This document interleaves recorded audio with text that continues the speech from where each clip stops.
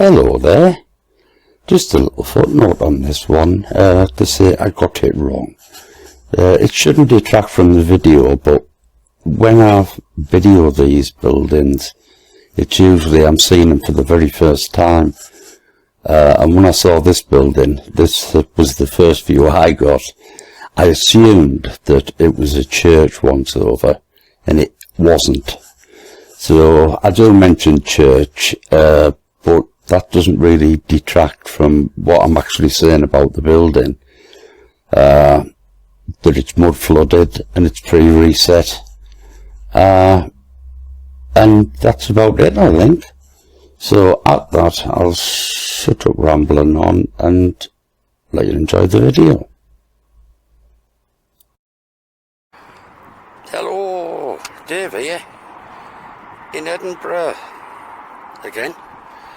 Just staggering, the beautiful colour of this building. But first of all, ask the question, what is it? You know, what type of building is that? And if you say a church, well, at this moment in time you'd be wrong. It's not a church, it's a portrait gallery. Used to be a church, but it's been repurposed. Now what's another purpose? Just like when religion took these places over, which already that'll send a lot of yous thinking I'm totally nuts. But these buildings were not constructed by religion. Just the same as the portrait gallery that took over this now didn't construct it. They took over an empty building and repurposed it, which is exactly what religion did with these things. If you follow this subject, you know what I'm talking about, because these things weren't originally built to sing a few hymns on a Sunday. They were built to help. I'm not sure what part of the process. The gathering, storing and distribution of electrical energy before the Victorians. It sounds crazy, I know, but if you go and do a little bit of research, you don't have to do much research to realise what I'm saying is true. That these buildings were not actually built and commissioned by religious groups. So what I'll do, I'll go around the side and try and keep out the wind and just show the side of this place, because it's beautiful, really is. Catch you in a bit. Before I leave this part here, you can see the way the road's sloping, that it's a mud flood building. But if you're in any doubt about this area, if I just come round the back here and just show you over there, you know, it's a hell of a distance down there. So this area is all mud flooded. Some view with that in it. Anyway, we're not here for that. I'll see you around to the side. Right round the side now. I've had to step back across the road, because if you stand too close to the building you can't see anything. Provided it's not shaking too much. The zoom's not bad on this. Beautiful statues all the way along. But these alcoves where the statues are, you know, it's something else I've been looking into. And the way that these alcoves are placed, they are placed on buildings, along the side, usually above doorways, the side of doorways. If you had electrical power about, that's what these buildings are all about, you would have some sort of lighting. And that's what I think these are, these alcoves. Now if you're going away and starting to look into and research crystals and electricity, some crystals, you add a little bit of power to them, a little electric charge, make a perfect light. It makes sense, doesn't it? Have all the side of your building lit up lovely, bright lights. But what I'll do, again, I'll just have a quick look at these.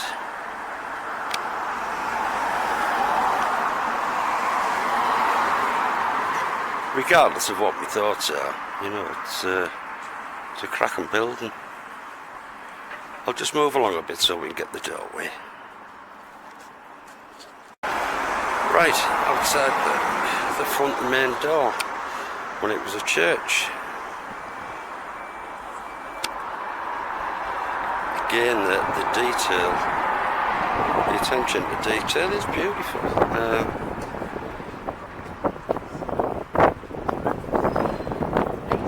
It's the story behind it, how they were built and when they were built and who they were built by, that is, you know, the big contender with me. We can pass her up there, look. That's what I think it is anyway.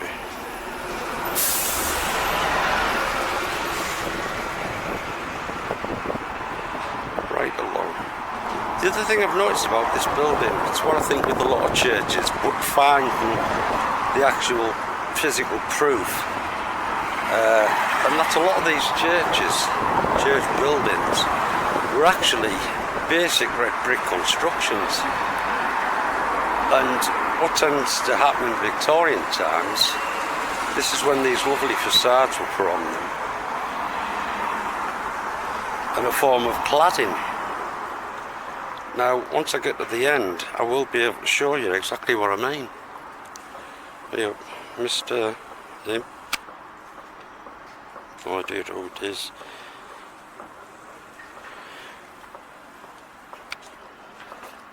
So I'll move along to the corner and just moved along a bit to the other corner now.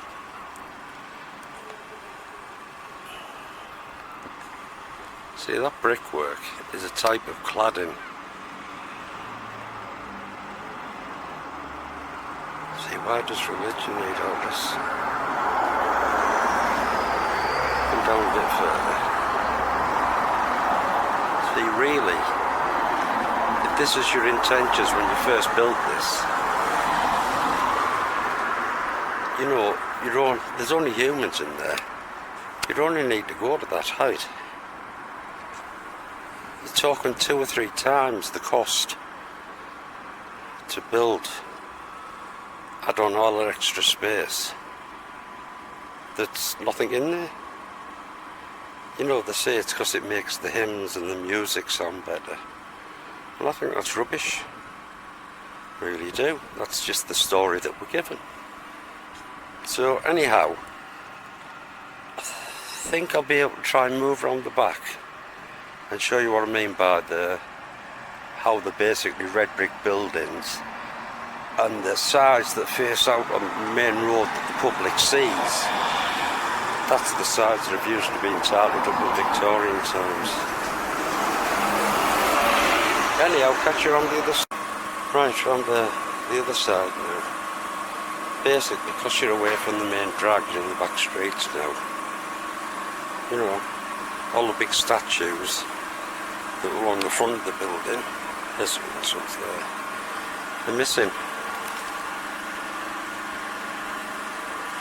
Right away along the building, we had statues out the front.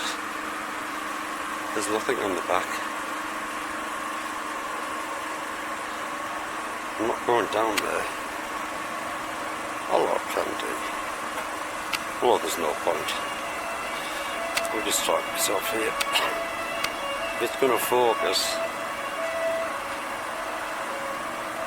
you can see your muffled windows. It's not going to, is it?